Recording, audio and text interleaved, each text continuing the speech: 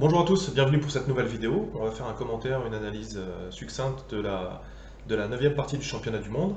Donc pendant la 8e, Carlsen a perdu avec les Blancs et Karjakin a pris les devants dans ce match du championnat du monde de 2016. Donc le match est vraiment lancé, Carlsen doit gagner une des 4 dernières parties. Donc là, c'est à Karjakin de jouer. On va voir ce que Carlsen a prévu. Est-ce qu'il va jouer très agressif pour essayer de marquer ou d'attendre une des deux parties avec les Blancs pour essayer de gagner? On va voir ça dans cette 9e partie. Donc Karjakin revient à ses premiers amours, E4. Il le joue quasiment 10 fois plus que D4. Donc beaucoup de personnes s'étaient dit, bon, si on avait 4, est-ce qu'on va avoir droit à une sicilienne de la part de Carlsen? Quelque chose d'un un peu plus actif, un peu plus dissymétrique, qui souvent, quand on essaie de gagner, on essaie justement ça. Eh bien non, Carlsen continue et persévère à essayer de jouer des positions solides dans lesquelles il va essayer d'être meilleur que Karjakin en finale. Cavalier C6, fou en B5, encore une défense espagnole. Donc, eh bien, la défense espagnole fait partie de tous les championnats du monde. Ce championnat du monde n'échappe pas à la règle et surtout qu'on l'a vu apparaître quand même quelques fois. A6, fou A4, cavalier F6, donc encore une défense de Berlin. Petit roc et B5. Donc on a d'habitude peut-être fou E7, ici B5, le retrait du fou en B3. Fou C5, A4. Donc là on a une variante où les blancs cherchent directement l'expansion à l'aile dame. Et les noirs vont sacrifier le pion B, voilà, pour l'activité de leur pièce. Ils vont accélérer leur développement en sacrifiant le pion B. C3, donc D6, D4, reprise au centre, fou B6, hein, donc on voit bien que le fou ne va pas ici, où quand il y aura les échanges, va se retrouver sur la colonne A, ce qui ne serait pas forcément le meilleur, et le cavalier est amené à bouger, donc même s'il le défend au départ, le fou est mieux en B6, soutenu par le pion en C7. Mais ça implique le sacrifice du pion B. Cavalier A3, et voilà. Donc on a petit roc, accélération du développement de la part des noirs, et donc une colonne ouverte, la colonne A pour les deux, mais Karjakin a déjà la tour de positionner, et il va gagner le pion en D5. Fou G4. Voilà. Carlsen, il va endommager la structure des blancs en sacrifiant la paire de fous. Il va endommager la structure des blancs. Donc il a déjà sacrifié un pion, il va sacrifier la paire de fous pour avoir une mauvaise structure pour les blancs. Fou C2. Donc là, échange au centre. Et voilà. Donc ici, on a le fameux échange ici sur F3. Donc deux possibilités de reprendre, soit la dame, soit le pion. Ici, si on reprend avec la dame, sur fou D4, les noirs ont plus que l'avantage ici. Voilà. On est revenu avec le même nombre de pions, et ensuite ici, avec les pièces bien positionnées, les noirs auraient pris un léger avantage ici. Donc, il est obligé de reprendre avec le pion G, ce qui fait que la structure est pas terrible pour les blancs. Donc ils ont la paire de fous et un pion de plus, mais l'activité des pièces de Carlsen va faire qu'il y a un équilibre dynamique dans cette position. Cavalier H5. Donc on vient lorgner sur la case F4, bon, même si pour l'instant il y a le fou, mais voilà. Et puis peut-être que Carlsen a des ambitions de venir attaquer sur l'aile droite. Pour info, donc on est au 16e coup, il leur restait toujours 1h40 à la pendule. Ça veut dire que c'était une position qu'il connaissait par cœur et qui avait déjà été jouée. Roi H1, Dame F6, Fou E3, C5, E5. Encore une fois, des tensions réciproques au centre, c'était une position qui avait déjà été analysée. Il en reste quasiment 1h40. Et c'est une position qui avait déjà été jouée par Nakamura contre Kasimdzhanov.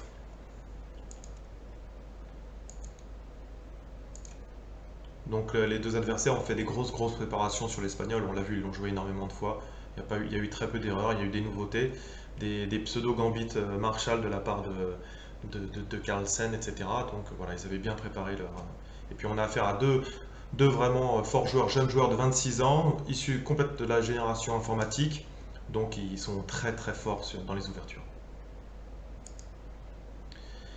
Donc ici, on suivait toujours la partie Nakamura. Ici, Kazimjanov avait poussé en C3.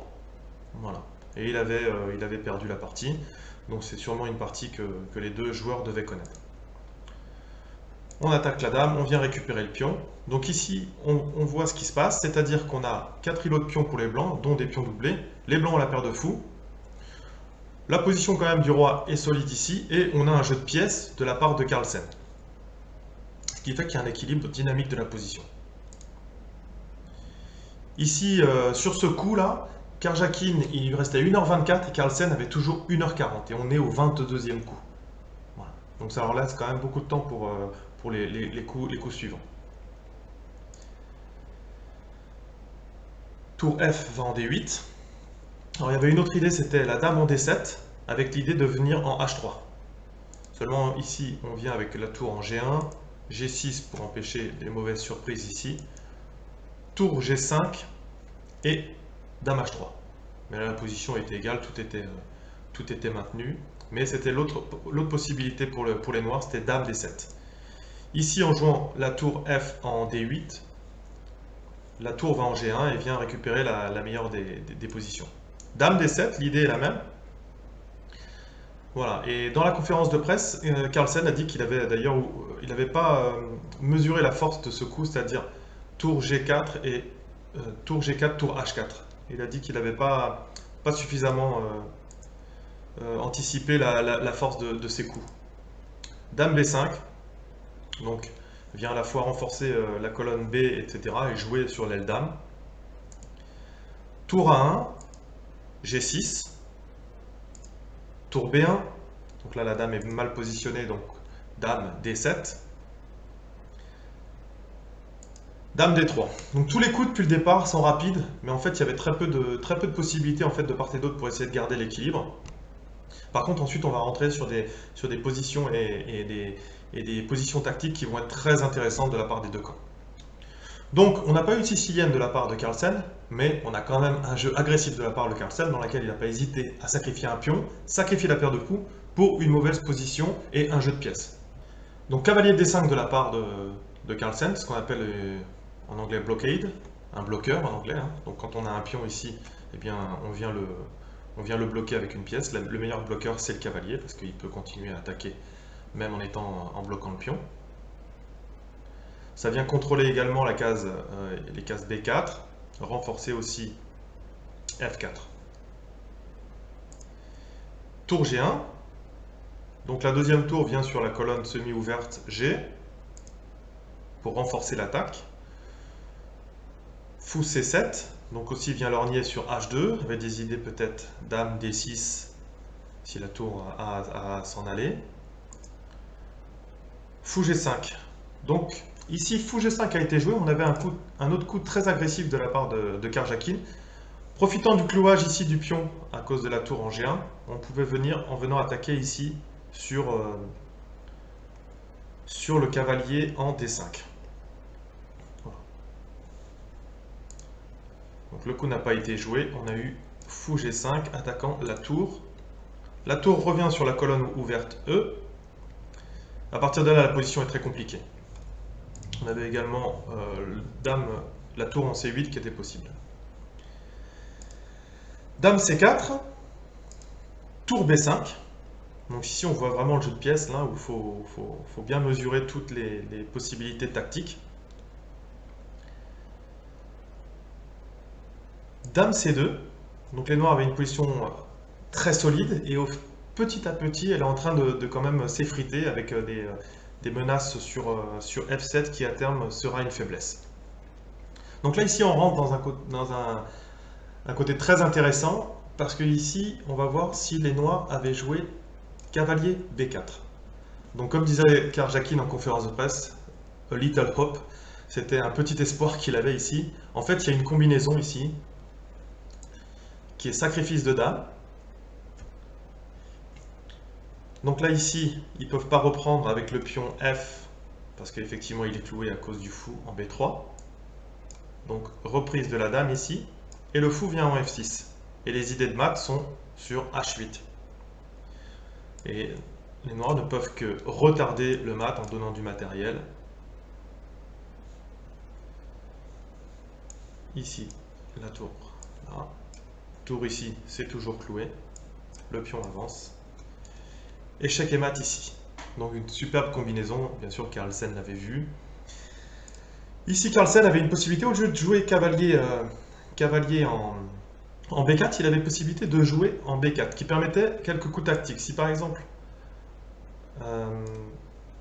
Karjakin jouait la dame en A2, il avait la possibilité de prendre le pion ici, parce que si il reprend la dame ici, dame H3 avec le fou qui est ici, amenait des complications pour les blancs. Des complications du type échec et mat en 3 coups. Voilà, donc ça permettait les tactiques ici. Mais le bon coup, c'était fou C4. Et là, la position tenait pour les blancs, il n'y avait pas de problème. Ici, Carlsen joue tour A8, et un coup complètement incroyable pour un humain. Il a trouvé un coup qui joue pour la nulle. C'est un coup psychologique profond. Si vous donnez à l'analyse l'ordinateur trouve tout de suite que les blancs ont gagné à cause de l'enfilade ici et de la perte de qualité. Donc ici, en fait, Karjakin fait tour fou va en C4. Maintenant, on va voir ce qui serait passé si Karjakin avait joué fou A4. Eh bien, on a prise ici, reprise, et en fait, le coup qu'il fallait trouver, c'était dame F5, menaçant de prendre en F3 pour prendre l'échec perpétuel. Si par exemple ils prennent la tour ici, on a un échec perpétuel, comme ça. Donc ici, les blancs s'en seraient sortis. Et s'ils ne reprennent pas la tour, qui viennent ici en D1, là par contre, on a un avantage pour les noirs.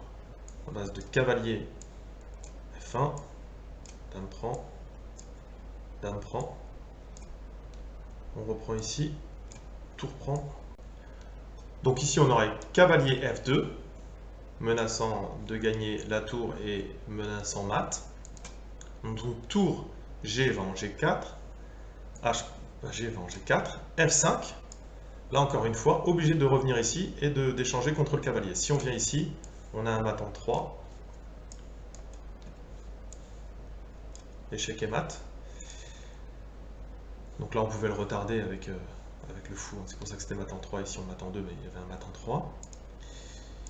Donc ici, les blancs sont obligés de revenir ici. Prise. Et ici, on a un avantage pour les noirs. Ici, on pousse le pion. Donc on a le fou qui est pris ici.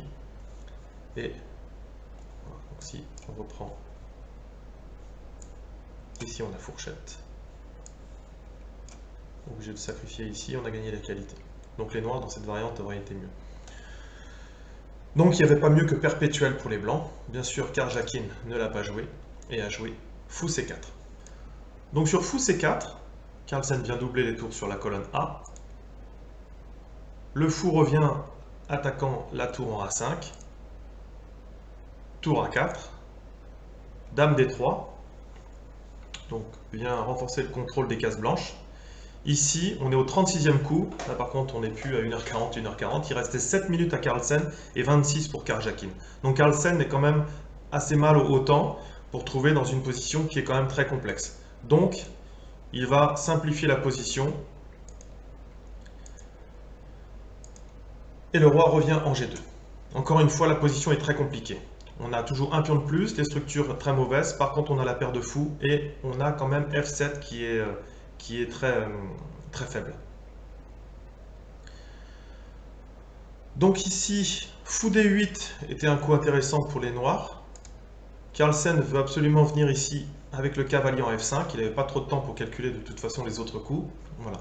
En revanche, ici, Karjakin a à peu près une demi-heure pour réfléchir à ce coup. Donc, il va sacrifier le fou ici. Voilà, donc comme il l'a dit en conférence de presse, ça a pris du temps pour calculer parce que bon, c'est le championnat du monde, il a un point d'avance.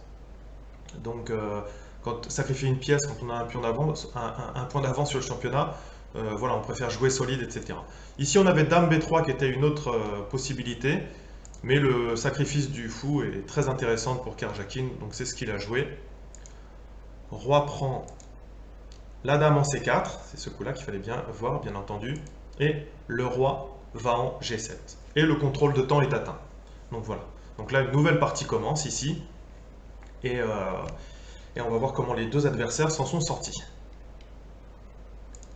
Ici, D5, bien entendu, hein. La menace, c'est la dame ici gagnant la tour, le fou ici gagnant la tour, mais bon, les noirs ont des contreparties. Cavalier F5, voilà, c'est joué. Ici, on avait G5, un coup très difficile à trouver ici. Échec. Le roi vient en G6, monte en G6. Donc là, si la tour revient, on vient prendre ici échec intermédiaire. Et ici, la position est à peu près égale.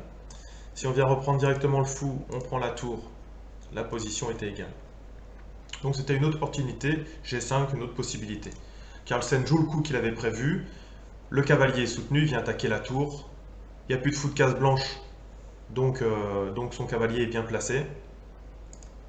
Et même si ça reprend la qualité, les deux vont gagner la qualité de toute manière. Donc ici, Dame F6 c'était intéressant, parce que si il avait repris par exemple le pion ici, on avait un échec perpétuel. Dame G5, prise. Voilà, donc perpétuel. Donc Karjakin, avec un pion de plus, va essayer de gagner, ce qui est normal. Dame F6, Dame F7, Dame D4. Donc là, ici, on n'a pas de fou de couleur opposée, on a fou de même couleur. Donc la finale, si les dames disparaissent, la finale est sûrement gagnante pour les blancs. Bon, ils ont les pions doublés, etc. La position est équilibrée, voilà. Donc Carlsen ne doit absolument pas perdre un pion supplémentaire, sinon il aurait perdu. Voilà, Karjakin va tout faire également pour gagner, mais Carlsen ne va pas faire d'erreur dans cette fin de partie, que je vais vous montrer au coup par coup. On n'analysera pas parce qu'il y avait tellement de possibilités. Ce qu'il faut bien comprendre, c'est que Carlsen ne doit pas perdre ce pion ici, le pion H, et s'il réussit à maintenir l'équilibre et protéger ses pièces, il doit pouvoir tenir.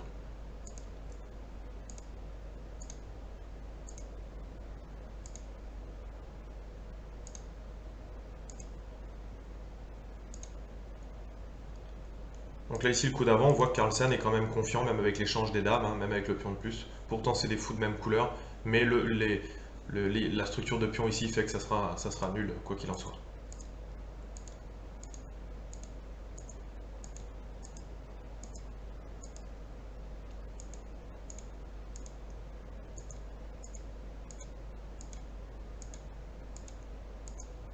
Donc pour Carlsen, il a qu'à faire être attentif et proposer à chaque fois l'échange des dames.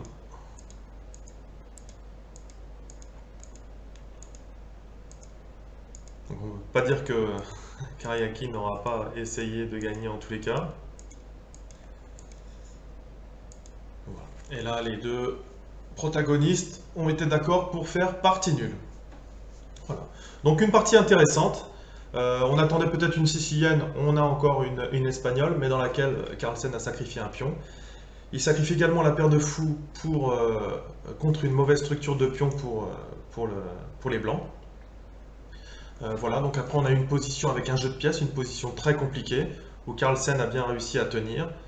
Karjakin aurait pu jouer des coups peut-être mieux parfois, mais bon, c'est quand même difficile. Il mène. Il n'a plus qu'à jouer solidement pour essayer de gagner ce championnat. Donc c'est des coups difficiles. Il trouve quand même fou prend F7, sacrifice d'un fou avec l'activité des pièces, etc. Mais Carlsen s'est bien défendu. Donc on voit bien que le match est lancé quand même, c'est intéressant. On a hâte de voir ce qui va se passer dans la 10e partie. Merci d'avoir suivi cette vidéo. Je vous rappelle le site internet www.chesstrainer2000.com. A bientôt, travaillez bien.